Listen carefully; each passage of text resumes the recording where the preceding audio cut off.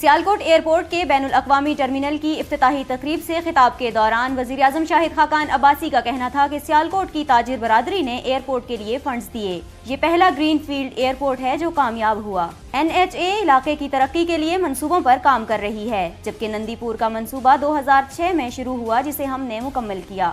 وزیر اعظم کا کہنا تھا کہ ہماری حکومت نے پروجیکٹس شروع کر کے مکمل بھی کیے۔ توانائی کے شعبے میں 10,000 میگا واٹ کے منصوبے مکمل کیے، جس سے بجلی کی قیمت بھی کم ہوگی۔ ان کا کہنا تھا کہ گزشتہ 4 سال میں ملک میں انتشار پھیلانے اور ہمارا راستہ روکنے کی بھرپور کوششیں کی جاتی رہیں، تاہم ہماری ہی حکومت نے ملک سے توانائی بحران کو ختم کیا اور گیس بحران پر قابو پایا۔ وزیر اعلیٰ بلوچستان نواب ثناء اللہ زہری کے خلاف بغاوت کو کچلنے کے لیے وزیر اعظم شاہد خاقان عباسی آج کوئٹہ جائیں گے اور سیاسی صورتحال کا جائزہ لیں گے، جبکہ تحریک عدم اعتماد پر ووٹنگ کل بروز منگل بلوچستان اسمبلی میں ہوگی۔ وزیر اعظم کوئٹہ میں سابق وزیر اعلیٰ ڈاکٹر عبدالمالک بلوچ اور پختونخوا ملی عوامی پارٹی کے چیئرمین محمود اچکزئی سمیت اتحادی جماعتوں کے رہنماؤں سے ملاقاتیں کریں گے۔ وزیر اعظم کی کوئٹہ میں جمعیت علماء اسلام فے کے وفد سے ملاقات بھی ہو سکتی ہے۔ شاہد خاقان عباسی اتحادیوں سے ملاقات میں تحریک عدم اعتماد ناکام بنانے پر تبادلہ خیال کریں گے۔ وزیر اعلیٰ بلوچستان نواب ثناء اللہ زہری کو تحریک عدم اعتماد کا سامنا ہے۔ انہیں گزشتہ روز ایک اور دھچکا لگا کیونکہ قاف لیگ کے وزیر شیخ جعفر مندوخیل بھی مستعفی ہو گئے، جس کے بعد مستعفی وزراء اور مشیروں کی تعداد 6 ہو گئی ہے۔ تحریک عدم اعتماد پر ووٹنگ کل منگل کو بلوچستان اسمبلی میں ہوگی، جبکہ سابق وزیر اعظم نواز شریف نے کہا کہ بعض قوتیں سینٹ الیکشن رکوانے کے لیے سازشوں میں مصروف ہیں۔ مسلم لیگ کاف کے رہنما عبدالقدوس بزنجو نے دعویٰ کیا ہے کہ تحریک عدم اعتماد میں شامل اراکین اسمبلی کی تعداد 40 تک جا پہنچی ہے۔ پارلیمنٹ ہاؤس اسلام آباد میں شگفتہ جمانی کے زیر صدارت قومی اسمبلی کی قائمہ کمیٹی برائے مذہبی امور کا اجلاس ہوا۔ اجلاس کے دوران وفاقی وزیر مذہبی امور سردار یوسف نے کہا کہ وزیر اعظم شاہد خاقان عباسی نے حج پالیسی پر ایک کابینہ کمیٹی بنائی ہے۔ جب حج پالیسی ہمیں بنانی ہے تو کابینہ کی کمیٹی کی کیا ضرورت ہے؟ وزیر اعظم سے بات کرنے سے پہلے کمیٹی کو کچھ نہیں بتاؤں گا اور کابینہ کے اجلاس میں تمام بات رکھوں گا۔ سردار یوسف کی بات پر قائمہ کمیٹی کی سربراہ شگفتہ جمانی نے کہا کہ آپ کے حج اقدامات قابل ستائش ہیں۔ اس معاملے پر کمیٹی مکمل طور پر آپ کے ساتھ ہے۔ موجودہ حکومت اور سردار یوسف کی جانب سے اٹھائے گئے اقدامات کی بدولت سرکاری کوٹے پر حج کے خواہش مندوں میں ایک مرتبہ پھر اضافہ ہوا ہے۔ سابق وزیر اعظم نواز شریف سے مشیر خزانہ مفتاح اسماعیل نے رائے ونڈ میں ملاقات کی، جس میں سابق وزیر اعظم نے مشیر خزانہ کو چند اہم ہدایات دیں۔ نواز شریف نے مشیر خزانہ کو ہدایت دی کہ انفرادی انکم ٹیکس میں فوری طور پر کمی لائی جائے اور اس کی شرح 15% سے زیادہ نہیں ہونی چاہیے، جبکہ 1 لاکھ روپے تک ماہانہ آمدن پر کوئی انکم ٹیکس نہ لیا جائے۔ سابق وزیر اعظم نے مزید ہدایت دی کہ 15 فروری 2018 تک ایکسپورٹرز کے سیلز ٹیکس 100% ری فنڈ کیے جائیں۔ انہوں نے کہا کہ گیس کے نرخوں اور JIDC سے صنعت کار بہت پریشان ہیں، ان میں فوری طور پر کمی لائی جائے تاکہ پاکستانی صنعت کار جنوبی ایشیا کے صنعت کاروں سے مقابلہ کر سکیں۔ رجسٹرار سپریم کورٹ کے مطابق chief justice of Pakistan justice میاں ثاقب نثار نے جیلوں میں پینے کا صاف پانی نہ ہونے سے متعلق ایک شہری کی درخواست پر نوٹس لیا۔ چیف جسٹس نے اس حوالے سے 4 صوبوں کے IG جیل خانہ جات سے رپورٹ بھی طلب کر لی ہے۔ چیف جسٹس پاکستان مفاد عامہ کے تحت صاف پانی کی فراہمی سمیت دیگر کیسز کی سماعت بھی کر رہے ہیں، جس میں پیش کی گئی رپورٹ میں چیف جسٹس کے چیمبر کا پانی بھی آلودہ نکل آیا۔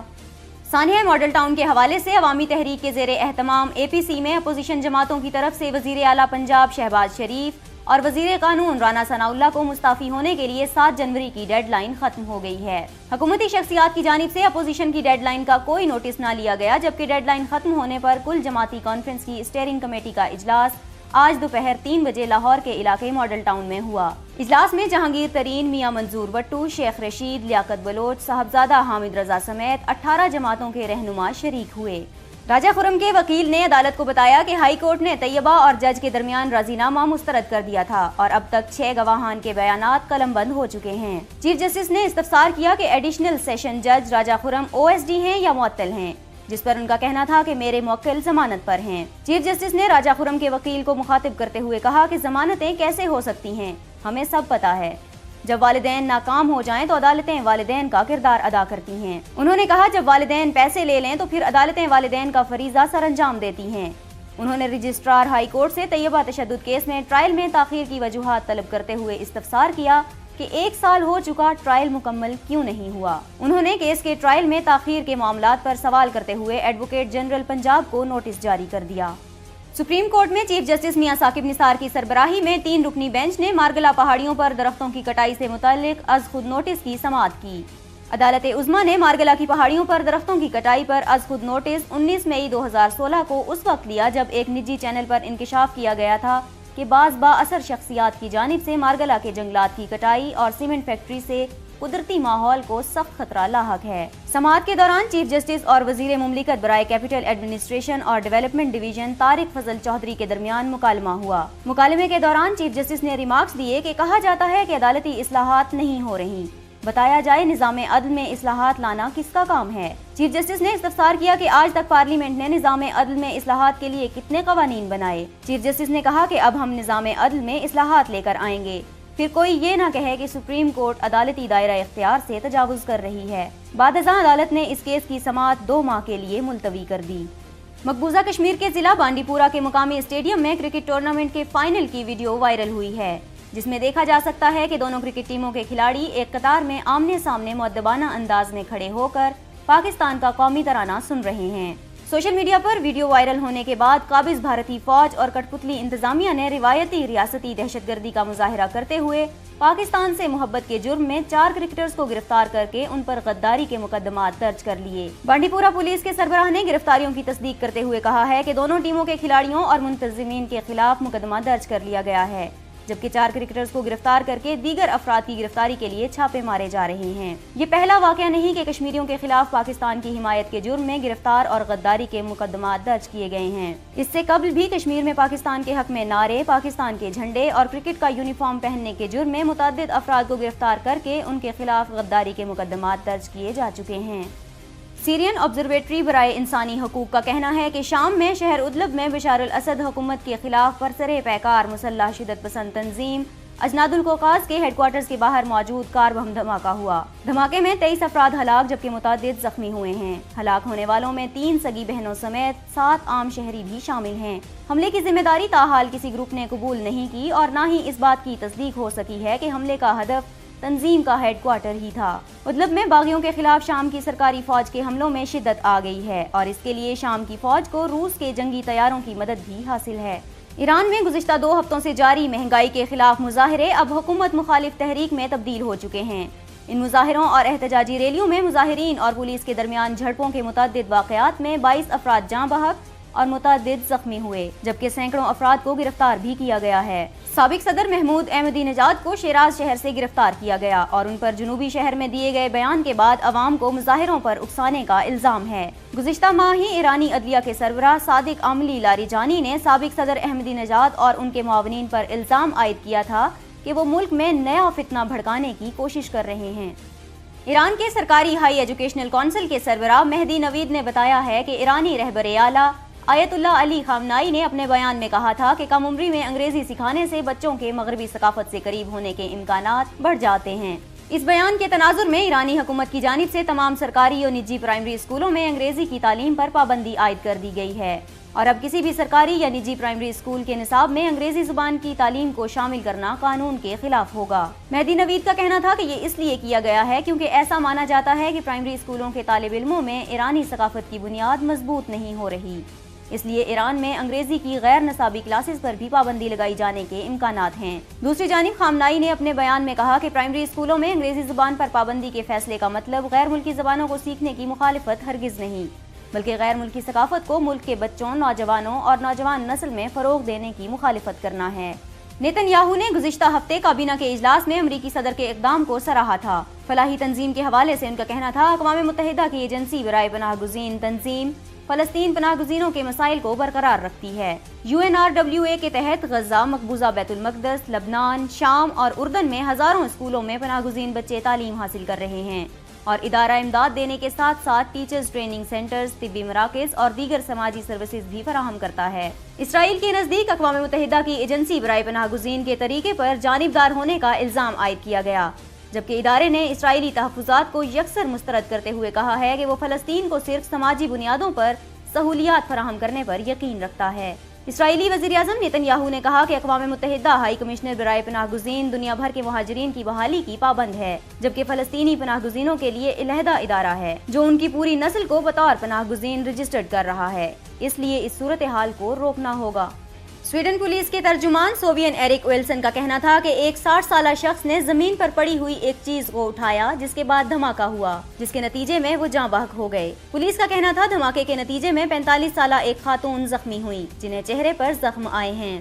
دھماکہ دارالحکومت اسٹاک ہوم کے جنوب میں مضافاتی علاقے میں ہوا، جس کے بعد پولیس فوری طور پر جائے وقوع پر پہنچ گئی اور متعلقہ علاقے کو گھیرے میں لے لیا، جبکہ بم ڈسپوزل اسکواڈ بھی حاضر ہو گیا۔ سابق وزیر اعظم نواز شریف کا کہنا تھا کہ مجھے خیالی تنخواہ پر نکال دیا گیا، میرے خاندان کو سیاست میں آنے سے بھی روک دیا گیا، پاکستان کے حالات پھر سے خراب ہونا شروع ہو گئے ہیں، بتایا جائے کہ میں نے کون سی کرپشن کی۔ عوام جاننا چاہتے ہیں کہ نواز شریف پر الزام کیا تھا۔ سابق mayor rugby doctor James Shera ستارہ پاکستان اور pattern in chief Pakistan interfaith league کا کہنا ہے کہ چند شرپسند عناصر اقلیتوں کے خلاف کچھ بدقسمت واقعات کی وجہ ثابت ہوتے ہیں، لیکن پاکستان وہ واحد ملک ہے جس میں اقلیتوں کے لیے برے واقعات نہ ہونے کے برابر ہیں، جبکہ کچھ شرارتی لوگ ہر معاشرے کا حصہ ہوتے ہی ہیں۔ پاکستان تمام سیاحیوں، عدم برداشت اور لاقانونیت کو روشن خیالی، مذہبی برداشت اور امن میں تبدیل کر رہا ہے۔ اقلیتوں کے حوالے سے افسوسناک واقعات اور مسائل کے لیے عدم توجہ، امتیازی سلوک، مظالم اور غیر منصفانہ رویے کا سبب بنتی ہے، جس کے بعد انہوں نے ایک واقعے کا حوالہ بھی دیا جس کا اختتام یہ تھا کہ پاکستان کا تشخص ایسا ہے کہ یہاں خدا سے ڈرنے والے فرض شناس افسران اور لوگ بستے ہیں۔ چیئرمین پاکستان انٹرفیتھ لیگ اور سی ای او ہم سب ٹی وی ساجد اسحاق کا کہنا ہے کہ تاریخ گواہ ہے کہ پاکستان نے ہمیشہ امریکہ کا ساتھ دیا۔ پاکستان نے 2 جنگوں میں امریکہ کا بھرپور ساتھ دیا۔ امریکہ نے دونوں جنگوں کے آخر میں پاکستان کے ساتھ بے وفائی کی۔ بجائے اس کے کہ پاکستان کے کردار کو سراہا جائے، پاکستان کے کردار کو فراموش کر دیا گیا۔ امریکہ نے پاکستان کو نیچا دکھانے کی کوشش کی۔ ساجد اسحاق کا کہنا تھا کہ عسکری افواج کا اور پاکستانی عوام کا اپنے ملک کو خطرے میں ڈال کر خطے میں امن کے قیام کی کوشش کرنا اور اپنے گھر کو دہشت گردی کے لیے خطرے میں ڈالنا قابل ستائش ہے۔ انہوں نے کہا کہ کشمیر دنیا پر ایک بڑی آبادی کا ملک ہے، لیکن کشمیر میں بھارتی افواج کے مظالم اور بربریت انسانیت سوزی کی بدترین مثال ہیں۔ اقلیتوں کے حوالے سے انہوں نے اسرائیل کی بے حسی کا تذکرہ کرتے ہوئے معصوم فلسطینی بچوں اور روہنگیا مسلمانوں کے قتل عام کا بھی ذکر کیا۔ چیئرمین پاکستان انٹرفیتھ لیگ کا کہنا تھا کہ ہم مختلف مذاہب کے لوگ ایک دوسرے کے مذہبی تہواروں پر آنا جانا شروع ہو گئے ہیں، جیسا کہ حال ہی میں وزیر اعظم پاکستان ہندوؤں کی خوشیوں میں شریک ہوئے، جبکہ اس کے ساتھ چیف آف آرمی اسٹاف نے مسیحی برادری کے ساتھ اظہار یکجہتی کے لیے کرسمس کی خوشیوں میں شرکت کر کے ہر خوشی اور غمی میں ساتھ ہونے کا یقین دلایا۔ اب وقت ہے کہ امریکہ پاکستان کی قربانیوں کو تسلیم کرے جو کہ دونوں ممالک سمیت خطے میں امن کے لیے ناگزیر ہے۔ پہلے میچ میں شکست کو بھول کر قومی ٹیم نیلسن میں میزبان ٹیم کے مد مقابل ہوگی، جس کے لیے گرین شرٹس نے بھرپور پریکٹس بھی کی ہے۔ ناقص فیلڈنگ اور بیٹنگ پہلے ہی میچ میں شکست کی وجہ بنی اور ان خامیوں پر قابو پانے کے لیے کھلاڑیوں نے پریکٹس سیشن کے دوران اپنی خامیاں دور کرنے کی کوشش کی۔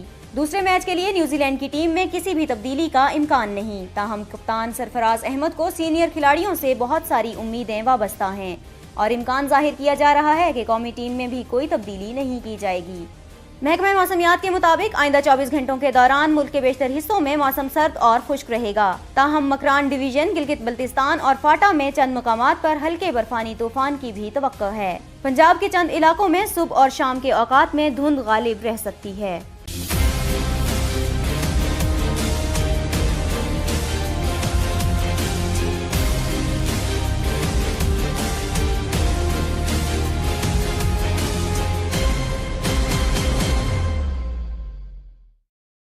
For watching Hum Sab TV.